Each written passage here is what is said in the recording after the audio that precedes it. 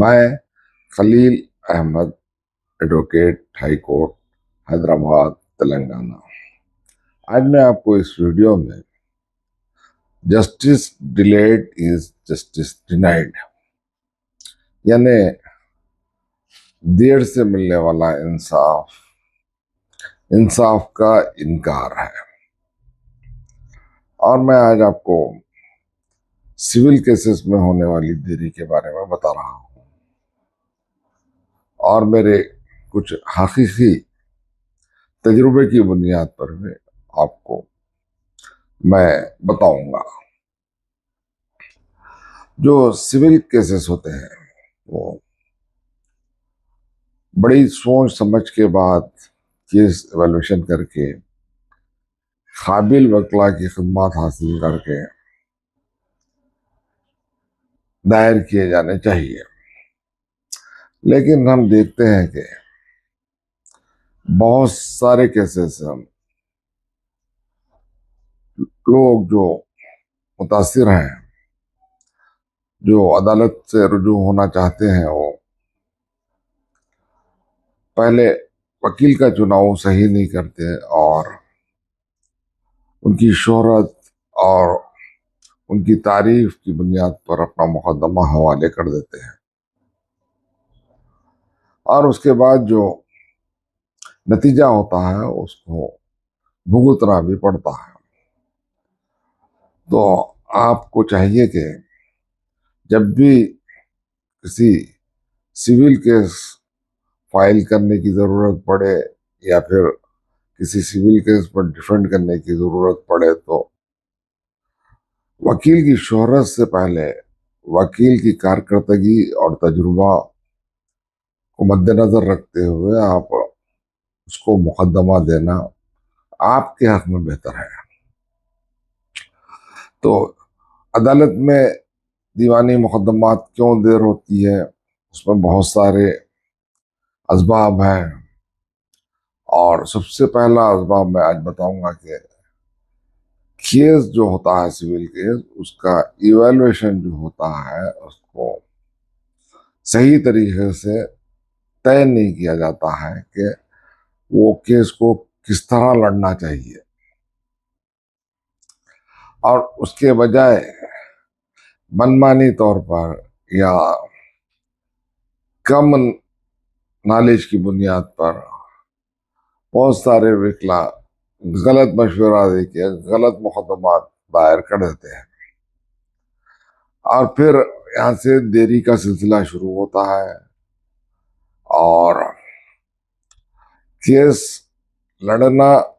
ایک طرف ہوتا ہے اور کیس سے بچ کر بھاگنا دوسری طرف ہوتا ہے، اور یہ رسا کشی میں آپ کو انصاف ملنے میں دیر ہو جاتی ہے، اور وہ بھی انصاف آپ کے خلاف ہی ملتا ہے۔ تو میں ایک حال ہی کی بات بتا رہا ہوں جو میرے پاس رجوع ہوا مقدمہ۔ 2009 کی بات ہے کہ ایک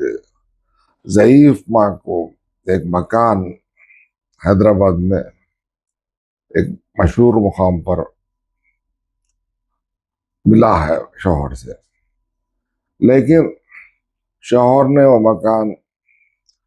بیوی کے نام ہی کر دیا تھا، اور اونرشپ میں کوئی ڈسپیوٹ نہیں ہے بیوی کے۔ شوہر کے انتقال کے بعد جو بچے ہیں وہ کچھ مکان بیچنا چاہ رہے تھے اور کچھ نہیں بیچنا چاہ رہے تھے، تو ماں نے کیا کہ کچھ حصہ مکان کا فروخت کرنے کے لیے ایک ایگریمنٹ کر دیے تھرڈ پارٹی سے، اور پھر جب جو مکان نہیں بیچنے والے بچے ہیں ان کے دباؤ میں اگریمنٹ کو منسوخ کرنے کے لیے نوٹس بھی جاری کر دیے، اور جو ٹوکن اماؤنٹ لیے تھے وہ بھی واپس کر دیے۔ اور یہ کاروائی جو ہوئی وہ وکیل صاحب کرے تھے جو آج ایک ہائی کورٹ میں برسر خدمت جج ہیں۔ تو بہرحال عدالت میں مقدمہ گیا، جو خریدار ہے وہ ایگریمنٹ لے کر گیا اسپیسیفک پرفارمنس کے لیے، کئی روز تک چلا مقدمہ، اور جو نہیں بیچنے والے مکان کی طرف سے اور والدہ کی طرف سے جو وکیل صاحب جج بنے ہوئے ہیں، انہوں نے والدہ کے مینٹل کنڈیشن کو گراؤنڈ بنا کے اس اگریمنٹ کو منسوخ کرنے کی بات کی۔ ٹرائل کورٹ میں ایک عرصے کے بعد فیصلہ یہی ہوا کہ اسپیسیفک پرفارمنس کا سوٹ الاؤ کر لیا گیا، اور اس کے بعد جو وکیل صاحب ہیں جنہوں نے اب جج کا ذمہ داری سنبھال رہے ہیں ایک ہائی کورٹ میں، تو انہوں نے اپیل داخل کر دی۔ اپیل داخل کرنے کے بعد اپیل چل رہی تھی، تو بچے پوچھے جو مکان نہیں بیچنے والے تھے کہ بھئی جو اگریمنٹ میں نہیں ہے وہ حصے کی کیا رجسٹری کرا سکتے ہیں؟ تو وکیل صاحب نے کہا کہ آپ لوگ اپنی والدہ سے ہیبا رجسٹرڈ کرا لیجئے۔ بات ختم ہو گئی، اور ان کے اس مشورے پر وہ جو نہیں بیچنے والے بچے ہیں، وہ جو اگریمنٹ میں نہیں تھا حصہ اس مکان کا، اس کی رجسٹری کرا لیے۔ پھر جو بیچنے والے بچے تھے وہ عدالت میں اپیل پینڈنگ رہنے کے باوجود ماں کو بہلا پھسلا کر پینشن آفس کے بہانے لے جا کر جو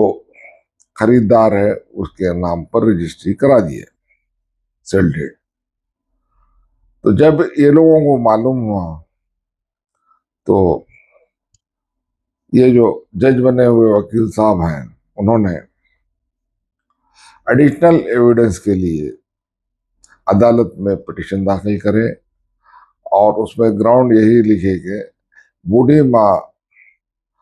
ذہنی توازن خراب ہونے کی وجہ سے اور یادداشت کمزور ہونے کی وجہ سے کمپیٹنٹ نہیں ہے رجسٹری کرانے کے لیے، اور انہوں نے جو رجسٹری کرائی ہے اس کو کینسل کر دیا جائے۔ تو ہائی کورٹ کا کام یہی ہوتا ہے کہ جب بھی درخواست آتی ہے ایڈیشنل ایویڈنس کی، تو ہائی کورٹ سیدھا پھر ٹرائل کورٹ کو ریمائنڈ کر دیتی ہے اپیل کو الاؤ کرتے ہیں۔ تو یہی ہوا، تلنگانہ ہائی کورٹ سے اپیل ریمائنڈ ہو گئی سٹی سول کورٹ۔ تو اس فیصلے سے متاثر ہو کر خریدار نے سپریم کورٹ میں ایس ایل پی دائر کیا۔ اس ایس ایل پی میں یہ آرگیو کیا گیا کہ دو رجسٹریشن جو دوسرے بیٹوں کے نام پہ ہوا ہے، اس وقت ماں کا ذہنی توازن کس طرح اچھا تھا، اور اس کے 8 دن بعد جب ان کے نام پہ سیل ڈیڈ رجسٹر کی گئی تھی وہ کس طرح منسوخ کی جاتی ہے۔ تو سپریم کورٹ غور کرتے ہوئے ان کی ایس ایل پی کو الاؤڈ کر دی۔ تو اب یہاں پر بتانا یہ ہے کہ سپریم کورٹ کے فیصلے کی روشنی میں جو رجسٹری سیل ڈیڈ ہوئی ہے وہ ویلڈ ہو گئی۔ اب یہ جو فریق ہیں، جو وکیل صاحب تھے وہ تو جج بن گئے، کہیں ہائی کورٹ چلے گئے دوسری، اور فائل 2 سال تک ادھر ادھر پھر رہی تھی، کوئی خاطر خواہ ان کو مشورہ نہیں مل رہا تھا۔ میری آفس سے رجوع ہوئے اور مجھ سے رجوع ہوئے، تو ہم نے پوری فائل کو تفصیلی طور پر پڑھا۔ پڑھنے کے بعد ہم کو یہ بات معلوم ہوئی کہ جو خریدار کے نام پر رجسٹری کرائی گئی تھی اس وقت خریدار کو ویکنٹ پوزیشن نہیں دیا گیا، اور آج بھی ویکنٹ پوزیشن خریدار کے پاس نہیں ہے۔ اس ग्राउंड की बुनियाद पे हमने उनको यही मशवरा दिया कि फ्रेश सूट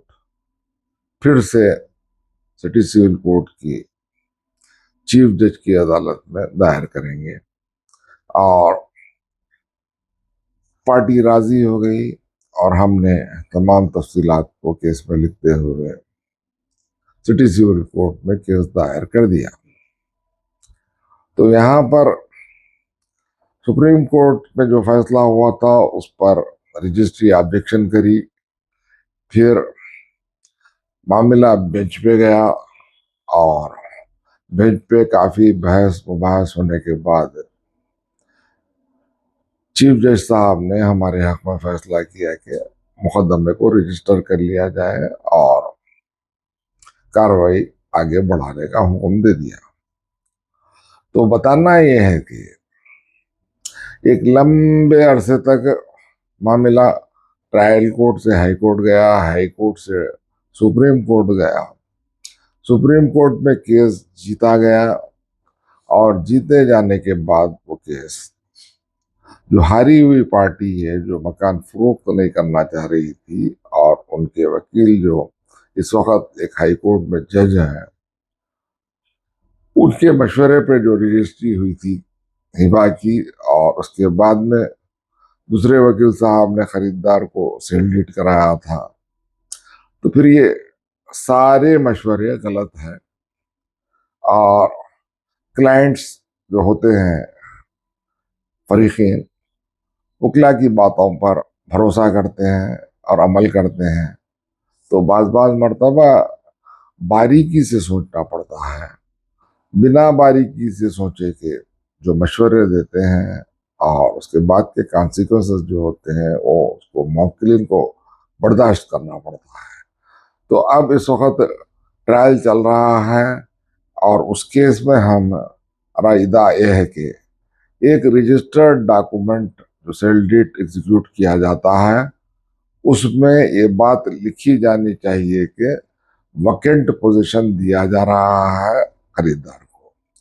और हकीकत में वैकेंट पोजीशन देना जरूरी है। अगर किराएदार भी रहता है उस प्रीमिसेस में तो उसको खाली करा के खरीदार के हवाले करना है, जिसको डिलीवरी ऑफ वैकेंट पोजीशन कहते हैं। अगर ये डिलीवरी ऑफ वैकेंट पोजीशन नहीं होता है कहीं भी तो ये बहुत बारीक नुक्ता है। ऐसी रजिस्ट्री को इनकोहेरेंट